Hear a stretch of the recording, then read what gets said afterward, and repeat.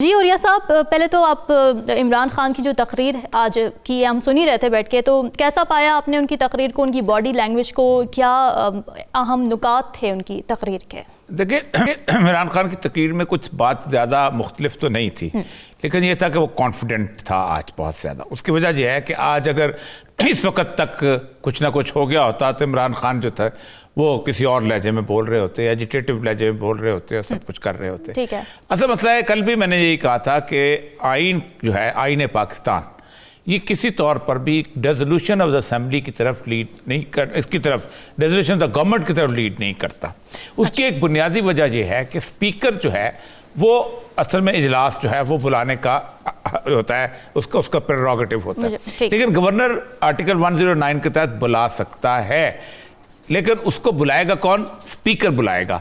Speaker अगर उसकी ruling दे देता है तो उस रूलिंग को चैलेंज नहीं किया जा सकता। उसको यही हो सकता है कि उसके ऊपर वो इंटरप्रिटेशन के ऊपर जाके आप कह सकते हैं कोर्ट ऑफ लॉ है। इसीलिए कल भी मैंने यही कहा था कि अगर परवेज़ लाई साहब जो हैं वो इसका ये जवाब देंगे कि भाई तुमने तो इजलास बुलाया ही नहीं, तो मैं वोट कहाँ से देता, या कॉन्फिडेंस का वोट कहाँ से, जब बुलाओगे मैं ले लूँगा। तो ये ऐसी चीज़ थी कि जो उसको सेव कर रही थी।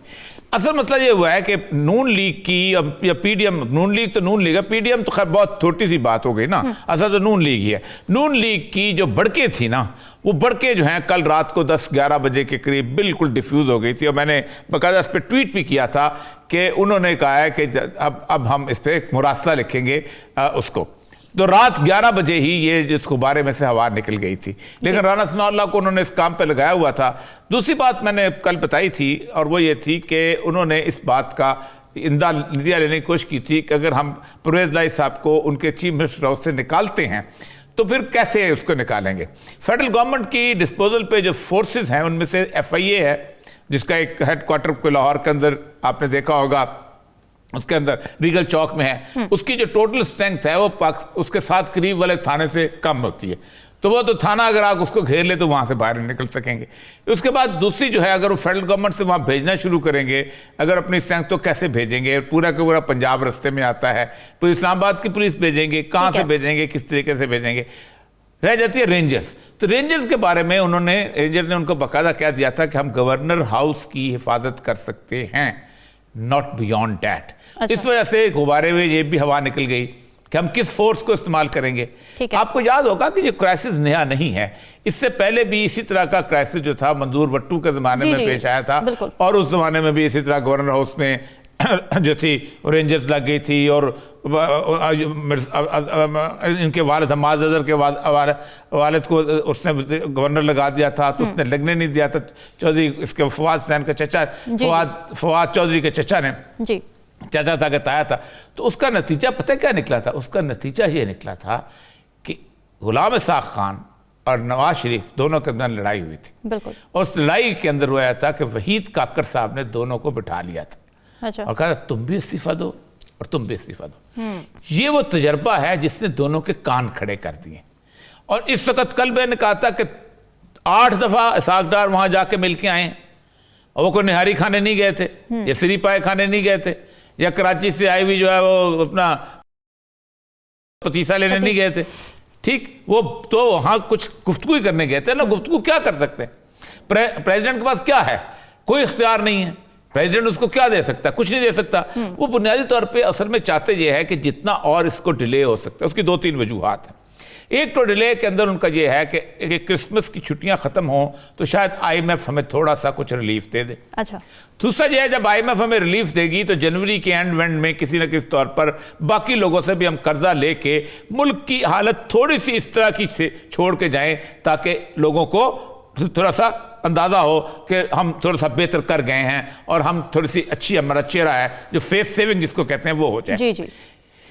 यहाँ भी ये सूरत हाल थी कि ये असेंबलियाँ दोनों अगर तोड़ देते हैं तो वो बुलडोज वाली सूरत हाल शुरू हो जाती है, जिसमें मैंने पहले भी कहा था कि इनकी एक अंडरस्टैंडिंग हो गई थी कि हम दोनों जो हैं वो एक दूसरे के साथ इंटरसल तो रहेंगे, वरना लेकिन ये है कि इसको कुछ डिलेइंग प्रोसेस चलता रहेगा, अच्छा। इसमें अब आप देखें कि बेवकूफ़ कौन बन रहा है? अवाम बन रहे हैं, पब्लिक बन रही है, दोनों पर। लेकिन खेल इस वक्त मुझे अच्छी बात यह लगी है कि इस वक्त खेल सही रहे हैं, क्योंकि एक बात तय है कि वो दोनों एस्टेब्लिशमेंट को आने का मौका नहीं दे रहे, क्योंकि अगर एस्टेब्लिशमेंट इस दफ़ा इंटरवीन कर गई तो फिर आप समझे कि 20 साल के लिए इस मुल्क गया, वापस रिग्रेसिव गियर में चला जाएगा और जो कुछ भी होगा इलेक्शन इस मुल्क का बेहतरीन हल है, जो आज इमरान खान साहब ने कहा है। तो आज इमरान खान साहब की जो तकरीर थी वो बुनियादी तौर पर एक तो कॉन्फिडेंट की तकरीर थी थोड़ी सी, दूसरा यह था कि उनके लोग भी वहाँ आ गए थे, तीसरा यह था कि उनका वो ना असेंबली टूटी थी वो बहाल था। कल अब शुरू हो जाएगा, उसमें फिर बात करते हैं वाले साहब से बात कि कल जब नो कॉन्फ्रेंस मूव शुरू होगी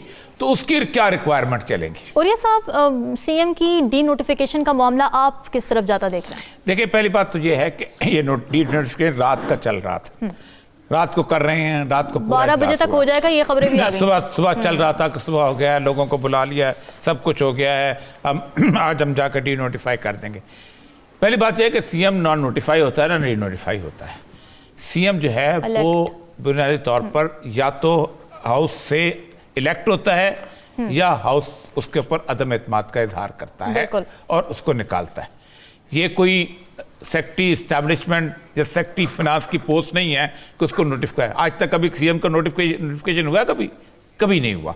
ना डी नोटिफाई होता है ना नोटिफिकेशन होता है। ऑटोमेटिकली वो जो स्पीकर पढ़ के निकलता है ना रेजोल्यूशन, उसको ऑर्डर ऑफ द डे कहते हैं। अच्छा। ऑर्डर ऑफ द डे में होता है कि इतने लोगों ने वोट जो है वो दिया और चीफ मिनिस्टर को वोट नहीं मिल सका, इसलिए chief minister has lost the confidence of the house, the majority. Yes.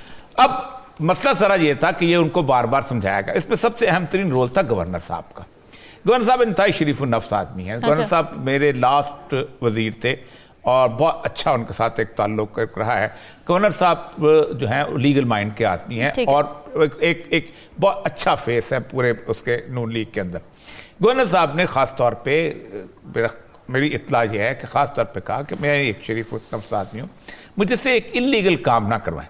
आपको याद होगा कि गवर्नर ने आज से 3 या 4 दिन पहले एक बयान दिया था कि मैं इनके गवर्नर की तरह नहीं करूंगा, जैसे वो चीमा जो गवर्नर था उसने किया था कि उसने शोर शर्म चाहा था। मुझे अगर समरी आई रेजोल्यूशन असम्बली के मैं फौरन अप्रूव कर दूंगा, कोई इलीगल मैं उसमें रास्ता नहीं होगा कि मैं 3-4 दिन इधर हो जाऊँ। ये गवर्नर का बयान था। कल रात को राना सनाउल्लाह साहब से एक एंकर पूछ रहे थे कि आप कब कर रहे हैं गवर्नर साहब इसको डी नोटिफाई, तो उन्होंने कहा हम गवर्नर साहब को मजबूर तो नहीं कर सकते ना, हम कह सकते हैं। इससे अंदाजा हो गया था कि गवर्नर किस मूड में है। इसीलिए मैंने रात को 11 बजे के करीब ये ट्वीट किया था कि उसको रिमाइंडर देंगे। रिमाइंडर का मतलब होता है वो पता है आपके मार के देख वाली बात है ना, कि आप एक थप्पड़ का है उसने अब मार के देख। लेकिन बहरहाल सेंस प्रिवेल की, क्योंकि होना ये है कि ये अगर उसको चीफ मिनिस्टर को डी नोटिफाई करते हैं तो विद इन सेकेंड कोर्ट से ये खत्म हो जाएगा फैसला। बिल्कुल। वो ज्यादा बड़ी जिल्लत होती पीडीएम के लिए, और ये उनको खासतौर पे आज को तकरीबन 4 बजे की समझाया गया कि भाईजान देखो, आप अगर डी नोटिफाई तो आज कर लोगे, क्या आप उसको मेंटेन कर सकोगे? एग्जैक्टली। क्या उस नोटिफिकेशन को आप इंप्लीमेंट कर सकोगे? अदालत अगर आपको पीछे धकेल दे तो आपका तो सारे का सारा बना बनाया खेल जो इज्जत सदा तो खत्म हो जाएगी।